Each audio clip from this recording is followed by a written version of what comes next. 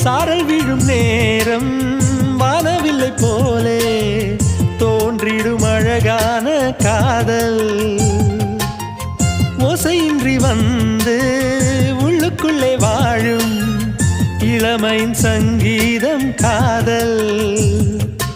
ரயிலின் ஓசை இங்கே சுகநாத ஸ்வரங்களாக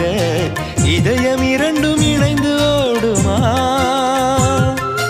அழகு பாதம் பார்த்து அவன் சுப்பிரபாதம் பாட சினுங்கும் கொலுசு சுருதி சேர்க்குமா